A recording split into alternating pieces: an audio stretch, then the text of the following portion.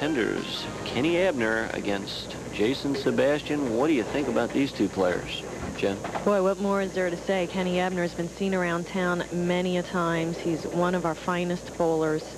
Jason Sebastian, relatively new to us, but we've seen him before on the TV show, and he really cranks it. So we have similar type styles, one right and one left. And that was right. That was right. Yeah, you bet. Throwing pins all over the place. Power personified, and both players, as you said, Jen, power players. They're dependent upon pin action rather than accuracy. Jason's approach is very unorthodox, but he really gets the job done. Any other human being would be shooting at a split, but he breaks the whole thing down and only leaves the 4-pin, and he goes to his hard shell ball, the blue dot. Boy, we've seen those around over the years, Jen. They're worth their weight in gold for spare shooting. I always did say I make more money off my spare ball than I do my strike ball, because it's consistency that will get you there, and consistency means making spares. Age 24, averaging .223. Score to qualify. Of course, now, folks, this is for 6 games, $13.99. He was 199 pins over. And we know he has the 300 game. And we know he has a powerful striking ball. He can annihilate the pins. He's married to Teresa and has 2 children, Jeremy and Chelsea, 4 and 17 months. Lives in northern Kentucky. Bowls 3 times a week. Kenny Abner, once again. Well, this is his first time on TV this year, and it's just too much talent. For this man not to have been on before, just too much talent. Kenny Abner, age 24, averaging .220. Qualified with a 1369, and as Jen said, that's for 6 games. Second TV appearance, 1 game. Kenny Abner's got it all. He's got the attitude. He's got a great game. All he needs is 2 more years underneath his belt. That's impossible to do. That is impossible to do. He threw a rocket at the 6-10 and chops the 6 off the 10. Yeah, last week, David, I was talking about Glenn Meese and his sister, Patty Sprague, and I always brag on how many great men bowlers there are, but there is just as many great woman bowlers, and the one that I'm talking about in particular is his wife, Caroline. She's been a force to be reckoned with for many years now in Cincinnati, averaging somewhere around .210. She really throws the ball nice and has a good steady form. And of course, their son Eric, who's age 9, who's also becoming a very great bowler at Western Bowl. So kudos to you, Eric. You're doing a great job with your game. I am woman, watch me score. Sorry. You had to do it. Yeah, okay, I understand. As the weeks go on. Kenny Abner, also 24 years old. There's something magical about that number today. Yeah, that means you're young, healthy, and aggressive. That's what's magical about it. These guys are not as light as the match before. Going for a re-rack.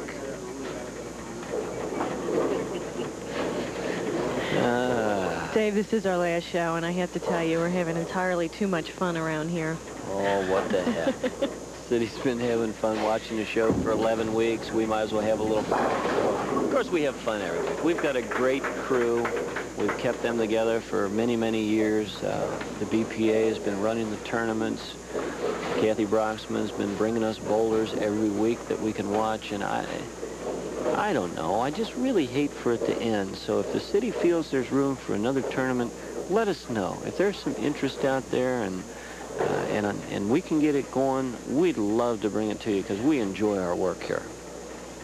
Jason Sebastian working on a solid double. Oh, and he barely trips out the 10-pin for a triple. Yeah, you better be happy about that because that was a very key shot. Talk about a slow motion replay. This was slow motion on in real time, so this will take forever to fall. Take a watch at it here. Head pin goes straight back. That's a 3-pin going the right-hand side of your screen, and it literally takes out 2 pins. It takes about a minute and a half to do it, but Ken Abner's going to need to get this right lane here figured out quickly because Jason Sebastian is on a roll right now.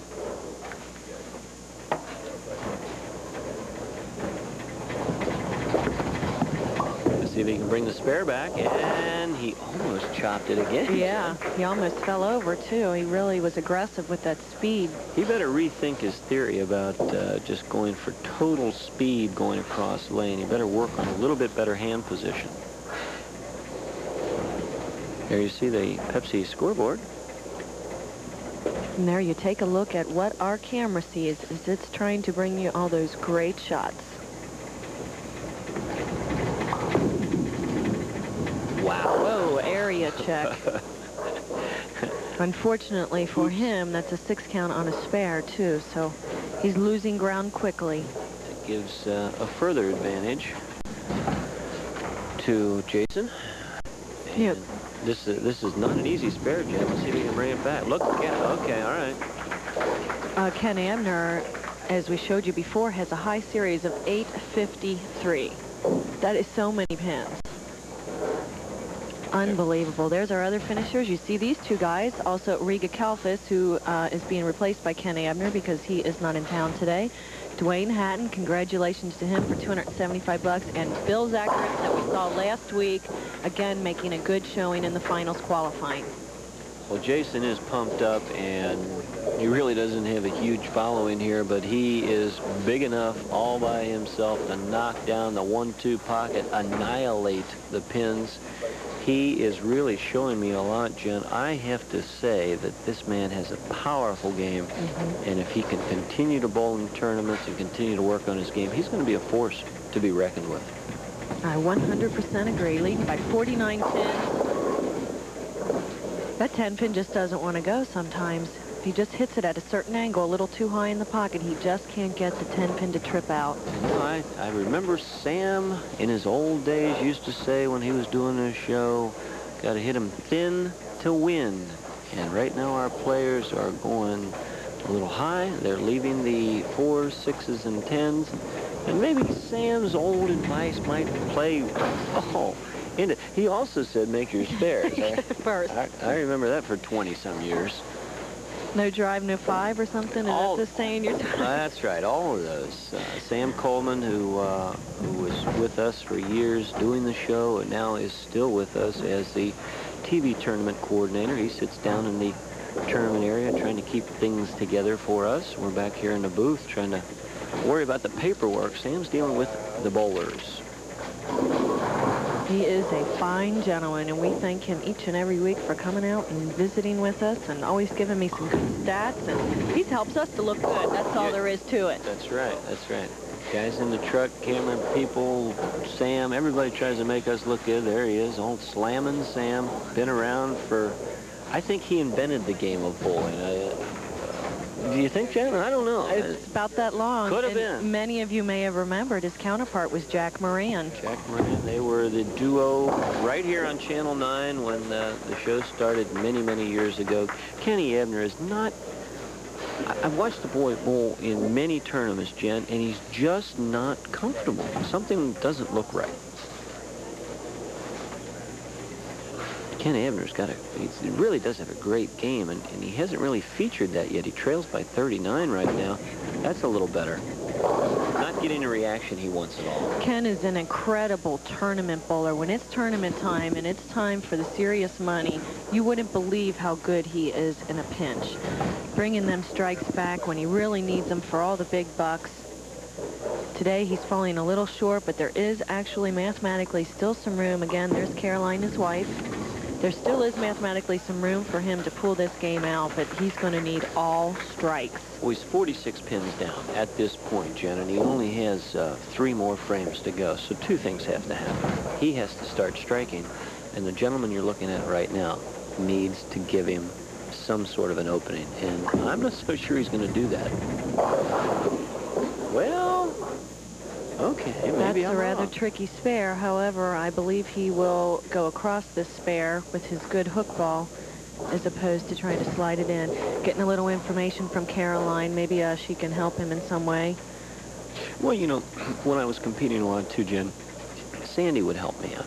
You're involved in your own game. You're wrapped up with trying to figure out what the lanes are doing, and sometimes you miss something that's very obvious to the person sitting behind you. Exactly. So all those years that I had some success, it wasn't all my fault. Sandy was doing some of it. And yeah, look at this. Uh-oh. This is a pretty serious conversation. Oh. Honey, you better bring that check home or else. Yeah, well, she might have told him that the money's already spent and he better gear down a little bit, right? You better bring that check home because it's already spent, darling. I'm already trying to give that money away on behalf of women everywhere. Jen, you told me something last night as we were preparing for this show that just totally floored me. Oh, you yeah? and I have been working together now for 9 years, is that correct? That's true. Wow. Amazing. It's gone so quickly, too. It's been a lot of fun, but talk about making somebody feel old, right? Me too, though. I'm on the other end of the 9 years, too, so. Well, the GCBPA U.S. qualifier is upon us, and Jen, I think you've got some of the information on it. Oh, yes. The Match Game Championships are back, everybody. Very exciting. The entries will be closing May 10th, and it will be held on May 18th and 19th. That's the City Match Game Championship. They are back. First place for the women's $400 and a guaranteed spot to the U.S. Open in Indianapolis. The men guaranteed first place and a spot to the U.S. Open. This year, the U.S. Open will be held in Indianapolis. The men and the women all in one city all together, and that has never happened before. So if you would like to be eligible to go there, you need to come participate in that. Again, you can call Kathy at 761-BULL to check out the match game. Well, you know, we talked about it last week, Jen, about the U.S. Open. This tournament is by far the most fun of any tournament the city has ever had. I've had just worlds of fun bowling in it over the years.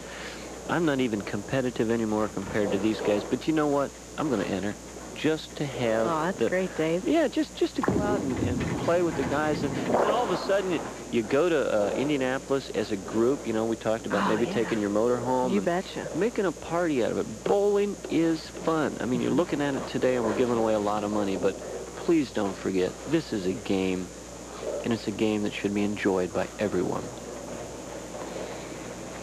Jason Sebastian is going to be the winner.